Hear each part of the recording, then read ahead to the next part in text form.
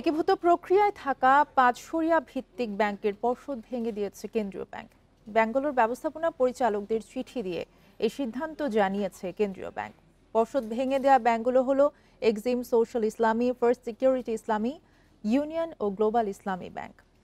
2 বছরের মধ্যে একীভূতকরণ কাজ শেষ হবে বলে জানান গভর্নর আহসান এইচ মনসুর।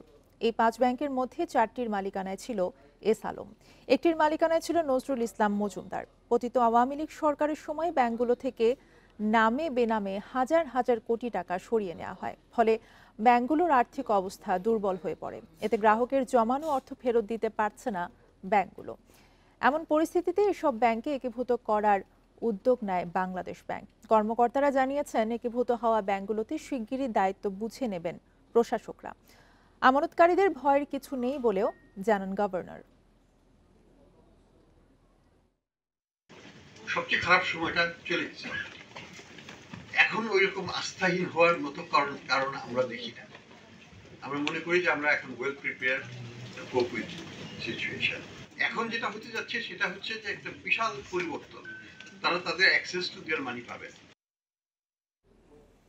4 মাস পার হলেও জুনের শেষের ব্যাংক খাতে খেলাপি ঋণের পরিমাণ এখনো প্রকাশ করেনি বাংলাদেশ ব্যাংক। কয়েক মাস আগে খেলাপির তথ্য তৈরি হলেও গভর্নরের সম্মতি না পাওয়ায় হয়নি অনুমোদন। খেলাপির প্রকৃত তথ্য না জানালে ব্যাংক খাতে শৃঙ্খলা ফিরবে না বলে আশঙ্কা করছেন বিশ্লেষকরা। বিগত সরকারের সময় নানা নীতি সহায়তার মাধ্যমে খেলাপি ঋণ কম দেখানো হতো। এভাবে মন্দ ঋণ নিয়মিত দেখানোর সুযোগ বন্ধ করে দেয় অন্তর্বর্তী সরকার। আর এবার খোদ কেন্দ্রীয় ব্যাংকে জুন শেষের খেলাপি ঋণ কত তা এখনও প্রকাশ করেনি। খেলাপি ঋণের সর্বশেষ তথ্য অনুযায়ী জানুয়ারি মার্চ প্রান্তিকে খেলাপি ঋণের পরিমাণ 4,20,334 কোটি টাকা। বিশ্লেষকদের আশঙ্কা, এপ্রিল জুন প্রান্তিকে এর পরিমাণ ছাড়িয়ে যেতে পারে 6 লাখ কোটি টাকা। আর তা প্রকাশ হলে অস্থিরতা বাড়তে পারে ব্যাংক খাতে। সংশ্লিষ্টরা বলছেন, 2 মাস আগেই তৈরি হিসাব এখন গভর্নরের অনুমোদনের অপেক্ষায়। তথ্য গোপন করার কালচার থেকে বাংলাদেশ ব্যাংক বের হয়ে এসেছে, কারণ এর মাধ্যমে প্রকৃত স্বাস্থ্য অবস্থা কোনো ব্যাংকের যদি সাধারণ মানুষকে জানতে না দেওয়া হয়, তবে সাধারণ মানুষ তো সিদ্ধান্তহীনতায় ভোগে এবং তাদের অনেক সময় তাদের নিজের জীবন সম্পর্কে ভুল সিদ্ধান্ত নিয়ে নেয়, যার দায়ভার কিন্তু বাংলাদেশ ব্যাংকের উপর বর্তায়। খেলাপি ঋণের ওপর নির্ভর করে বাংলাদেশ ব্যাংক বিভিন্ন সূচক ও গুরুত্বপূর্ণ গবেষণা করে থাকে।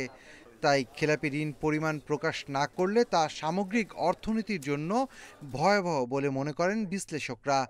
এছাড়া ব্যাংকের প্রতি গ্রাহকের আস্থা হারানোর শঙ্কাও থাকে। ব্যাংকিং খাতের প্রকৃত তথ্য তুলে ধরা উচিত। এটার সাথে যারা আমানতকারী আছেন, যারা গ্রাহক আছেন, তাদের স্বার্থযুক্ত আছে, সাধারণ জনগণের স্বার্থযুক্ত আছে।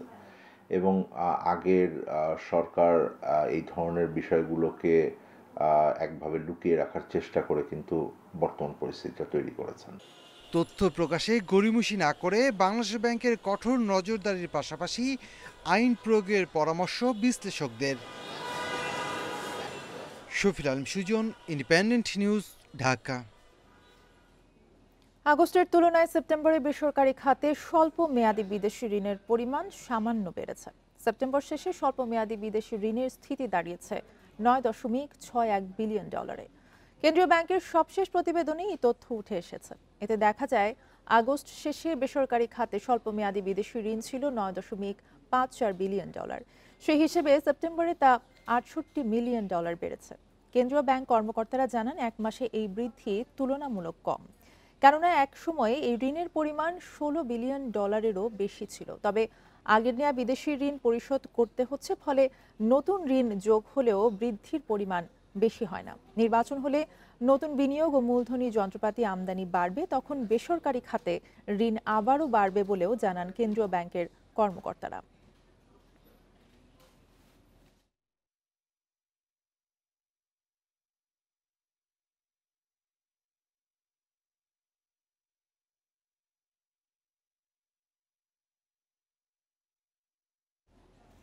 চলতি বছরের অক্টোবরে 698টি অভিযান পরিচালনা করে 7,170টি অবৈধ গ্যাস সংযোগ বিচ্ছিন্ন করা হয়েছে। বুধবার এক সংবাদ বিজ্ঞপ্তিতে এসব তথ্য জানায় বাংলাদেশ তেল, গ্যাস ও খনিজ সম্পদ কর্পোরেশন পেট্রোবাংলা। এতে বলা হয়, দেশীয় গ্যাস উৎপাদন ক্রমশ কমে যাওয়ায় এবং গ্যাসের চাহিদা বাড়ায় উচ্চ মূল্যে তরলীকৃত প্রাকৃতিক গ্যাস এলএনজি আমদানি করতে হচ্ছে। কম মূল্যে গ্রাহকের কাছে এই গ্যাস বিতরণের ফলে প্রতি বছর সরকারের কাছে থেকে বিপুল পরিমাণ ভর্তুকি নিতে হচ্ছে। ফলে পেট্রোবাংলার আওতাধীন 6টি বিতরণ কোম্পানি এই অভিযান পরিচালনা করে সম্পূর্ণ অবৈধ এসব গ্যাস সংযোগ বিচ্ছিন্ন ও অবৈধ পাইপলাইন উচ্ছেদ করা হয়েছে। এছাড়া 51টি মোবাইল কোর্টের মাধ্যমে 51,59,000 টাকা জরিমানা আদায় করা হয়েছে। পাশাপাশি অবৈধ সংযোগের সাথে জড়িত ব্যক্তিদের নামে মামলা ও 15 জন ব্যক্তিকে আটক করা হয়েছে।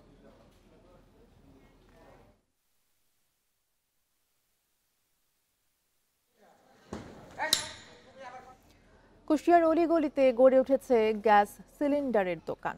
এসব দোকানের নেই অগ্নি নির্বাপক এবং বিস্ফোরক লাইসেন্স। এতে বাড়ছে দুর্ঘটনার ঝুঁকি। অনুমোদন ছাড়া সিলিন্ডার গ্যাস বিক্রেতাদের বিরুদ্ধে ব্যবস্থা নেওয়ার কথা জানিয়েছে সংশ্লিষ্টরা। কুষ্টিয়ায় মুদির দোকান থেকে শুরু করে ক্রোকারিজ, ফার্মেসি কিংবা ফাস্টফুডের দোকানেও বিক্রি হচ্ছে গ্যাস সিলিন্ডার, অথচ এসব দোকানের নেই কোনো অনুমোদন, এমনকি ব্যবহার বিধিও জানা নেই অনেক বিক্রেতার। এতে বাড়ছে দুর্ঘটনার শঙ্কা। হাতের কাছে গ্যাস পাচ্ছি, নিয়ে নিচ্ছি, কিন্তু এটা যে কত বিপজ্জনক এটা আমরা ভাবছি না। সিলিন্ডারবাহী গাড়ি আসতেছে, আমরা সেই মুহূর্তে যাচ্ছি, তখন আমার নিজের তো একটা আতঙ্ক লাগে যদি বিস্ফোরণ হয়। এদিকে বিস্ফোরক ছাড়পত্র বা বিক্রির কোনো বৈধ অনুমোদনের কাগজপত্র না থাকলেও নিয়ম মেনে বিক্রির দাবি অনেকের। উপভোক্তা অধিদপ্তর থেকে আসছিল, ওরা চেক দিছে, সবই ঠিক আছে, লাইসেন্স মাইসেন্স সরকারি রুলস নিয়মকানুন মেনে আমরা ব্যবসা প্রতিষ্ঠান।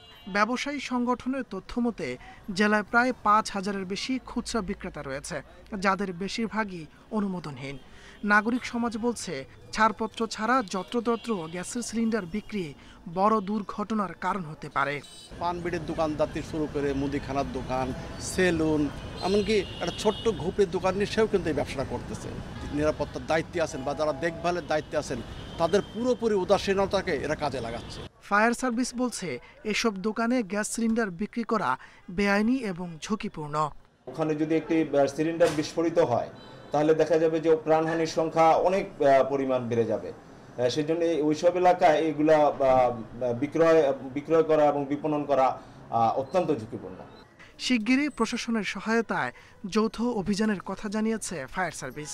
এছাড়া অবৈধ গ্যাস সিলিন্ডার বিক্রি রোধে ক্রেতাদেরও সচেতনতার পরামর্শ সংস্থাটির। Independent news. কন্দ পেঁয়াজ চাষে ব্যস্ত সময় পার করছেন মেহেরপুরের চাষিরা। বীজ রোপণের 60 দিনের মধ্যে জমি থেকে পেঁয়াজ সংগ্রহ করা যায়। কৃষি বিভাগ বলছে, কন্দ পেঁয়াজ চাষ বাড়াতে প্রশিক্ষণের পাশাপাশি বীজ সংরক্ষণের জন্য কৃষকদের মধ্যে মেশিন সরবরাহ করা হচ্ছে। কম সময়ে পেঁয়াজ সংগ্রহ ও ভালো ফলন হওয়ায় কন্দ পেঁয়াজ চাষে আগ্রহ বাড়ছে মেহেরপুরের চাষিদের। জমি প্রস্তুতির পরই সারিবদ্ধভাবে রোপণ করা হচ্ছে বীজ। 55 থেকে 60 দিন পর জমি থেকে সংগ্রহ করা যাবে পেঁয়াজ। বিঘা প্রতি কন্দ পেঁয়াজ চাষে খরচ 50 থেকে 60,000 টাকা, আর ফলন পাওয়া যায় 50 থেকে 60 মণ, যা 1 লাখ থেকে 1,20,000 টাকা পর্যন্ত বিক্রি করা যায়। তবে সার ও তেলের দাম বেশি হওয়ায় ভালো দাম না পেলে ক্ষতিগ্রস্ত হওয়ার শঙ্কা চাষিদের। যদি এই পেঁয়াজটার দাম ভালো পায় তাহলে পরে 1 লাখ থেকে 1,20,000 পর্যন্ত পায়। এবার একটু দাম কমায় সীমিত থাকায় অনেকজন লাগাচ্ছে। গত বছর ধরেন যে আমাদের মাঠে যেমন 20টা লোক লাগিয়েছে, এবার 50টা লোক লাগাচ্ছে। যে সারের দাম, তেলের দাম, এইগুলি যদি পেঁয়াজের দাম আমরা ভালোভাবে না পাই তাহলে হয়তো আমরা মেলা ক্ষতিগ্রস্ত হয়ে যাব। চাষিদের বীজ সংরক্ষণের জন্য পরামর্শের পাশাপাশি যন্ত্রপাতি ও এয়ারফ্লু মেশিন দেওয়া হচ্ছে বলে জানিয়েছে কৃষি বিভাগ।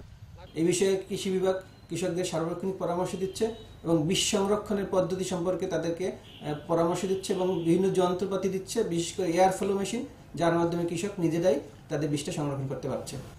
এবার মেহেরপুরে 2000 হেক্টর জমিতে কন্দ পেঁয়াজ চাষ হচ্ছে, যা গত বছরের চেয়ে 300 হেক্টর বেশি, আর উৎপাদন লক্ষ্যমাত্রা ধরা হয়েছে 26,350 মেট্রিক টন।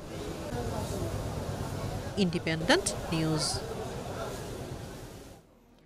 ঘূর্ণিঝড় মন্থার প্রভাবে ভারী বৃষ্টিতে চাঁপাইনবাবগঞ্জ ও সিরাজগঞ্জে ধান ও শীতকালীন সবজির ব্যাপক ক্ষতি হয়েছে। ফসল নষ্ট হওয়ায় বিপাকে কৃষক। ক্ষতিগ্রস্তদের তালিকা তৈরি করে সহায়তার আশ্বাস দিয়েছে কৃষি বিভাগ। দোকান থেকে বাকিতে সার বীজ নিয়ে আমন ধানের আবাদ করেছিলেন চাঁপাইনবাবগঞ্জের শরীফুল ইসলাম। আর কয়েকদিন পরেই ঘরে উঠত ফসল। তবে অসময়ের ভারী বৃষ্টিতে লন্ডভন্ড আমনের ক্ষেত। পাওনা পরিশোধ নিয়ে দুশ্চিন্তায় দিন কাটছে শরীফুলের। বিভিন্ন ঋণ বা সার যেটা দোকান থেকে আমরা বাকি নিয়ে আসি, আমরা ধান চাষ করে আবাদ করে তারপরে আমরা ধান বিক্রি করে তারপরে আমরা ঋণটা আমরা পরিশোধ করি। এক রাতের বৃষ্টিতে নষ্ট হয়েছে জেলার কৃষকদের ধান ও অন্যান্য ফসল। চাঁপাইনবাবগঞ্জের কৃষি অফিস বলছে জেলার ৪,৪৫৯ হেক্টর জমির ফসল নষ্ট হয়েছে। সবচেয়ে বেশি ক্ষতি হয়েছে আমন ধানের। ২০ মনের জায়গাতে ও ১৫ মন পাবে, কেউ ১০ মন পাবে, কেউ ৮ মন পাবে, কেউ পাবে না। খাওয়ার জন্য ধার করতে হবে, জমিতে খরচ করার লাগাও ধার করতে হবে। অসময়ে ভারী বৃষ্টি হওয়ায় সিরাজগঞ্জের চলনবিল অঞ্চল সহ ৯ উপজেলায় পানিতে তলিয়ে গেছে আমন ধান। কোথাও গাছ মাটিতে নুয়ে পড়েছে। পানি ওঠায় ক্ষতিগ্রস্ত হয়েছে শীতকালীন সবজির ক্ষেত।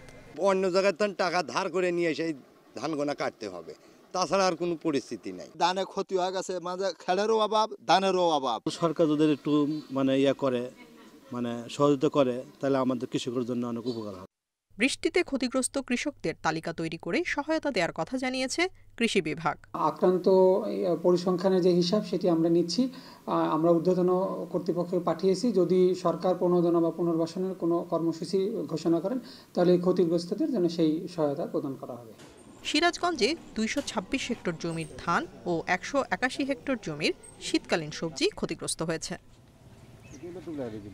Tania Nasrin, independent news. আমদানি পণ্যের খালাস প্রক্রিয়া দ্রুত করতে বুধবার থেকে বিমানবন্দরের ডেলিভারি গেট ২৪ ঘন্টা খোলা রাখার সিদ্ধান্ত নেওয়া হয়েছে। আজ এক বিজ্ঞপ্তিতে এই তথ্য জানায় বিমান বাংলাদেশ এয়ারলাইন্স। এতে বলা হয়, স্টেক হোল্ডারদের মতামতের ভিত্তিতে ৯ নম্বর গেট দিয়েই এই খালাস কার্যক্রম চলবে। তবে এজন্য কিছু কিছু পণ্য খালাসের সময় নির্ধারণ করা হয়েছে। এক্ষেত্রে বাণিজ্যিক পণ্যের জন্য সকাল ৬টা থেকে দুপুর ১২টা এবং কুরিয়ার পণ্য দুপুর ১২টা থেকে রাত ১০টা পর্যন্ত খালাস করা যাবে। এর বাইরে অন্যান্য সকল পণ্য দুপুর ১২টা থেকে পরের দিন সকাল ৬টা পর্যন্ত খালাস করা যাবে। বিজ্ঞপ্তিতে বলা হয়, মালামাল যত্রতত্র রাখার কারণে তা বিমানবন্দরের কার্যক্রম ব্যাহত করছে। তাই খালাস প্রক্রিয়া দ্রুত করতে এই ব্যবস্থা নেওয়া হয়েছে।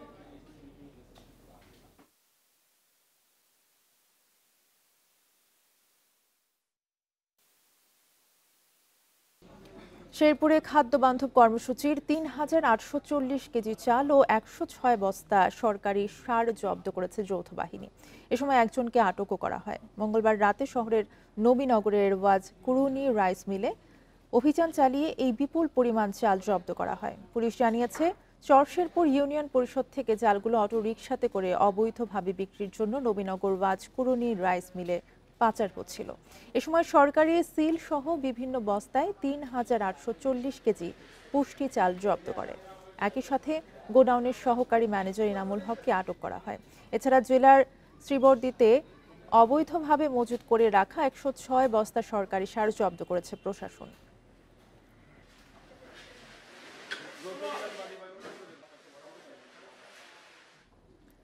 সাভারে অনুমতিহীন ইট ভাটায় অভিযান চালিয়েছে পরিবেশ অধিদপ্তর। এ সময় বিপুল পরিমাণ কাঁচা ইট ও চিমনি ধ্বংস করা হয়েছে। সকালে আশুলিয়ার শিমুলিয়াতে এই অভিযান চলে। নির্বাহী ম্যাজিস্ট্রেট জানিয়েছে, ঢাকা জেলার সাভার উপজেলাকে ডিগ্রেডেড এয়ারশেড ঘোষণা করেছে সরকার। এজন্য পরিবেশ অধিদপ্তর বায়ু ও পরিবেশ দূষণকারী প্রতিষ্ঠানের বিরুদ্ধে ব্যবস্থা নেওয়া শুরু করেছে।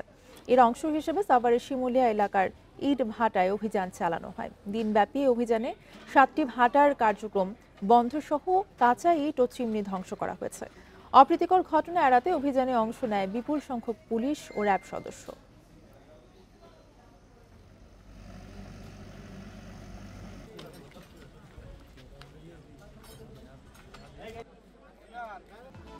এই ছিল এখনকার সংবাদে। ইন্ডিপেন্ডেন্ট টেলিভিশনের সব খবর জানতে চোখ রাখুন ফেসবুক, ইউটিউব এবং এক্সে। ধন্যবাদ।